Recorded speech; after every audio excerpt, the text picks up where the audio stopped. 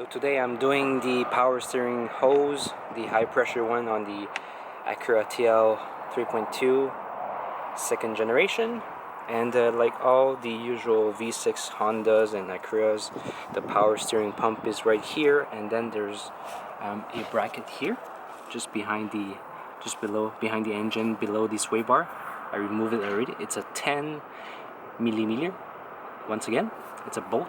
There's actually 3 bolts, one here holding it, and then there's 2 more, and then I remove also these 2 10 millimeters, and then I used a screwdriver to pry it from here in order to remove and get this loose. So you have to find your subframe, which is here. The power steering rack is here, and the front of the engine oil pan, just to give you an idea where to locate it. There's a 10 millimeter bolt holding the power steering bracket. So basically which is very simple, you just follow the line from the top. There's a bracket here, you see, now the hose is loosening. There's also a sensor that is on the power steering pressure hose right here that we have to eventually get to remove it, but let's loosen the pressure hose first. And then all the way right here, we're going to this side. It's gonna bend 90 degrees right here. There's another bolt just right here. Alright, so you're gonna find me very ghetto. What I did was, there was a bracket here with a 10 millimeters pretty rusted, and I just used a screwdriver, a long screwdriver, flathead, and then I just pried it out. And then now the power steering hose is loose pretty much, as you can see right here, and I don't see any reasons to keep this for now. And after that, we can just close the bracket to hold the new pressure hose in place. So for this part, it's pretty easy. I just put the cardboard so I can sit on the hood. It'll be much easier. There's 2 millimeters, and what I did was I made a very long extension with a 90 degree 10 millimeters, and then I just ratchet both bolts out, and this is where I inserted my ratchet. This is the valve cover, the sway bar in between, and you can find some nice space to ratchet the 2 bolts using a 90 degrees angle with 2 long extensions. It was pretty easy to remove these 2 bolts. Alright, so using a screwdriver, as you can see here, I made a nice space and I pried nicely.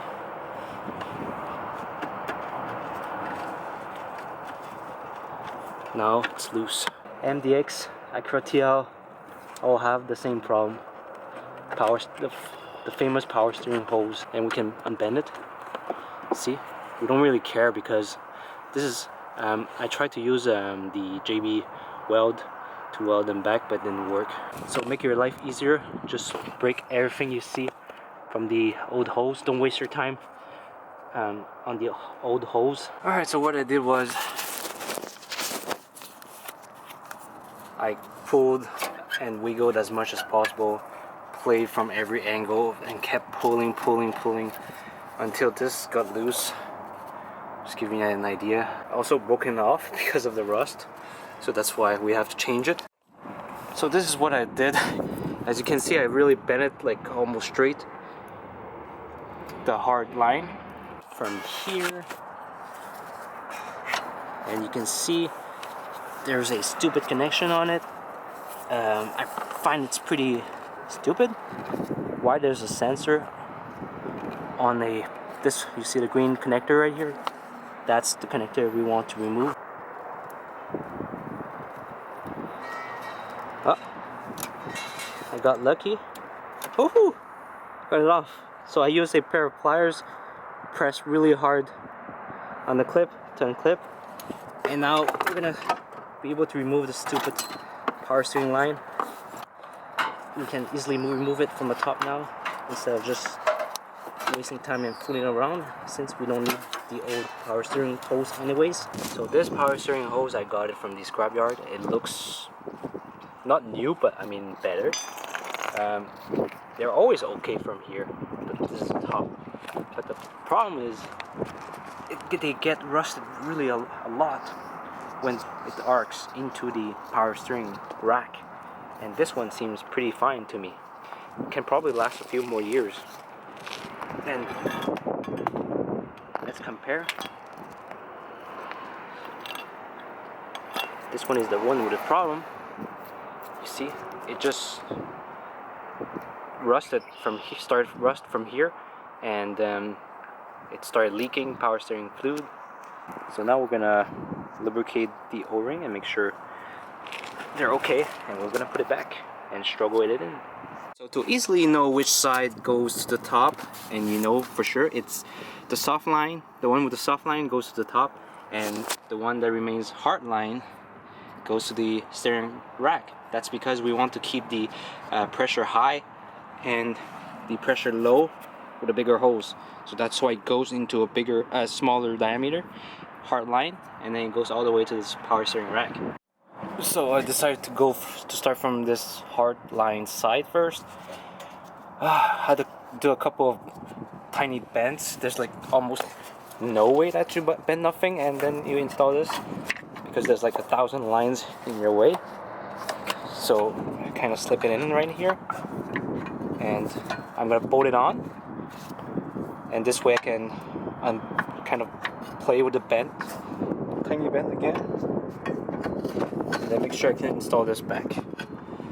From the top, at least I see the end of the hard line right here. Our target is here, so we have to plug in like this. Oh yes! Woohoo! There you go. We got it. Holy cow! As we speak right now, they're here. All right, so you guys can see better. So I put back this part right here, plugged it in. Now we're gonna bolt back everything. Once again, I'm very sorry for the lightning, but you get the idea.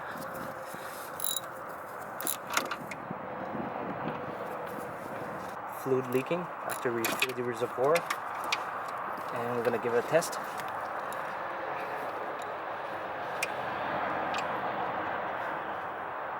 I was really lucky to have found this power steering hose in the scrapyard.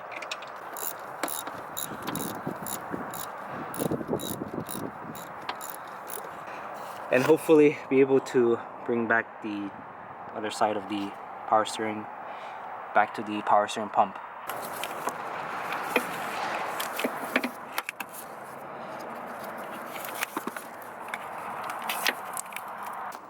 So now this is stuck here within the subframe. So my hard line goes here all the way to the other side. As soon as this passes through on top of here, this will be brought back on top of the subframe, because the hard line is supposed to be on top of the subframe. The hard part is this thing here. It's twisted first of all, and then you have this catalytic shield blocking our way, so it's not that off. Okay, you might hate me for this, but that's how I did my hard line. It's not supposed to be like this, but at least I got the sensor hooked. The sensor hooked right here, all the way goes up, and here it's over the subframe all the way here. I'm gonna close the bracket afterwards, so it won't. And we're gonna go up and bolt everything back up, fill up the power steering fluid, and see how it works. So now what we do is we just play with this, sticking back in, then we put back the bolts.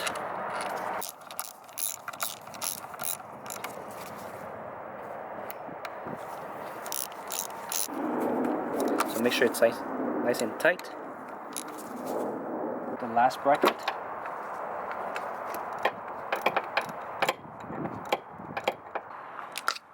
So I bought 3 bottles just in case, because my system is completely empty.